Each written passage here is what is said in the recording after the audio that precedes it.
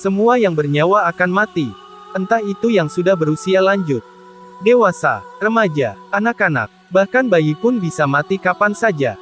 Namun, pada akhirnya semua orang di seluruh dunia akan mengalami kematian. Tak seorang pun akan hidup kekal abadi. Peristiwa tersebut dinamakan sebagai kiamat.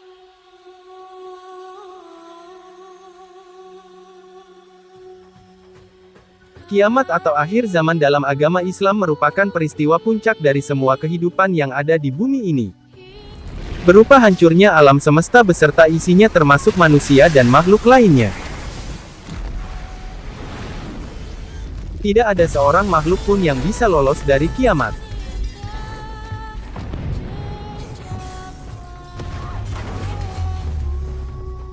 Umat Islam wajib meyakini adanya hari kiamat sebagai tanda keimanannya kepada Allah Subhanahu wa Ta'ala. Kiamat merupakan awal dari kehidupan yang sebenarnya akan dilalui oleh manusia. Sebab, kehidupan yang kita jalani sekarang adalah fana atau sementara. Sedangkan kehidupan yang kekal abadi adalah kehidupan di alam akhirat kelak. Bagi makhluk Allah Subhanahu wa Ta'ala yang beriman, bertakwa, menjalankan segala perintah, dan menjauhi larangannya selama hidup akan mendapatkan kebahagiaan setelah melewati kiamat nanti dengan ganjaran nikmat yang abadi di dalam surga. Dalam Al-Quran banyak ayat yang menjelaskan datangnya hari kehancuran ini, salah satunya dalam Al-Quran surat Al-Hajj ayat 7 yang berbunyi, "Sesungguhnya hari kiamat itu pasti akan datang, tidak ada sedikitpun keraguan kepadanya.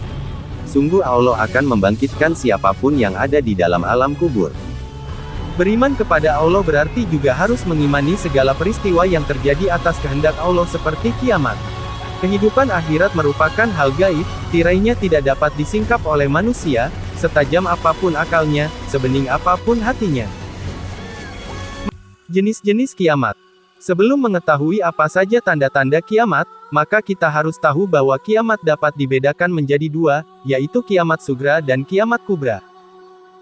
1. Kiamat sugra. Kiamat sugra atau disebut sebagai kiamat kecil adalah kematian yang terjadi pada sebagian makhluk Allah. Kematian seseorang yang disebabkan karena penyakit atau bencana alam seperti banjir, tsunami, tanah longsor, kebakaran, dan kecelakaan merupakan contoh dari kiamat sugra.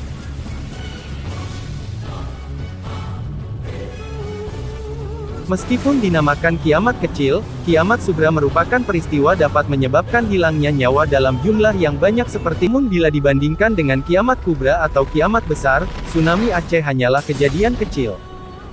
Ketika kiamat kubra datang, seluruh makhluk di bumi ini akan musnah dan tidak akan ada yang tersisa satupun dari mereka.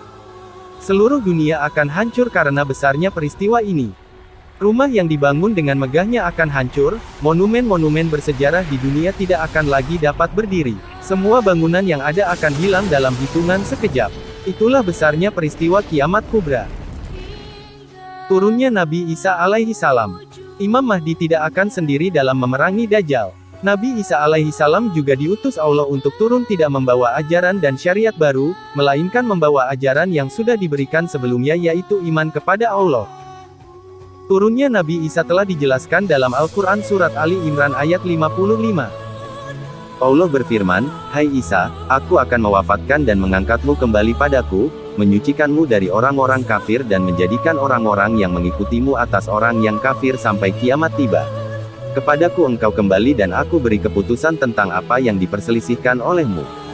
Nabi Isa memiliki ciri-ciri yaitu badannya tidak terlalu tinggi dan tidak juga pendek, rambutnya keriting dan panjang terurai sampai pundak, dadanya bidang, dan memiliki kulit yang kemerah-merahan. Menara putih di sebelah timur kota Suriah menjadi tempat turunnya Nabi Isa ke bumi. Turunnya Nabi Isa sebagai tanda-tanda kiamat yaitu bersama Imam Mahdi untuk melawan Dajjal dan meruntuhkan kekuasaannya selama beberapa waktu di bumi ini. Pertempuran Nabi Isa dan Imam Mahdi untuk menumpas Dajjal berakhir dengan terbunuhnya Dajjal akibat dadanya tertombak oleh Nabi Isa alaihi salam di depan pintu Lut di kompleks Masjidil Aqsa. Munculnya Ya'juj dan Ma'juj. Tanda-tanda kiamat kubra selanjutnya yaitu keluarnya Ya'juj dan Ma'juj.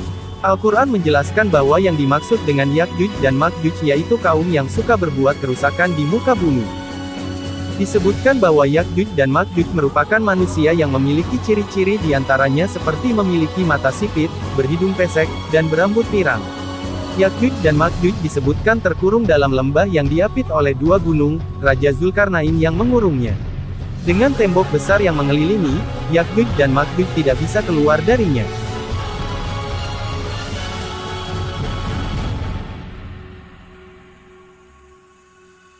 Namun, dalam Al-Quran Surat Al-Anbiya ayat 96 disebutkan bahwa nantinya tembok penghalang tersebut akan runtuh, maka keluarlah Ya'juj dan Ma'juj untuk membuat kerusakan di bumi. Mereka akan meminum air yang ada di Danau Tiberias, tempat yang diyakini keluarnya Dajjal. Tidak ada satupun manusia yang mampu menghentikannya kecuali atas izin dari Allah Subhanahu wa Ta'ala.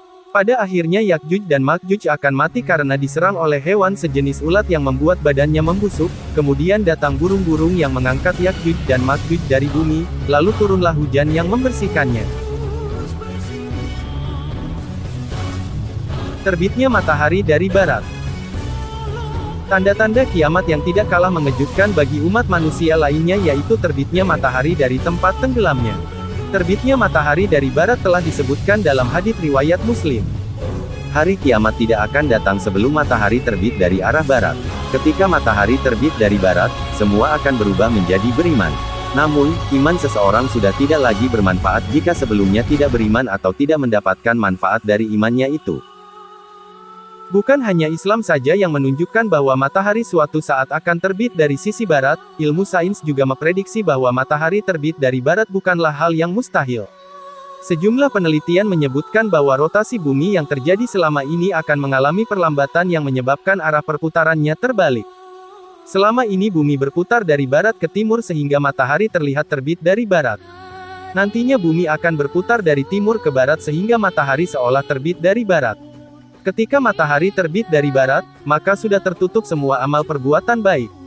Perintah-perintah Allah yang selama ini tidak dikerjakan akan dikerjakan semua oleh manusia, namun tidak ada artinya lagi karena sudah sia-sia semuanya untuk dilakukan.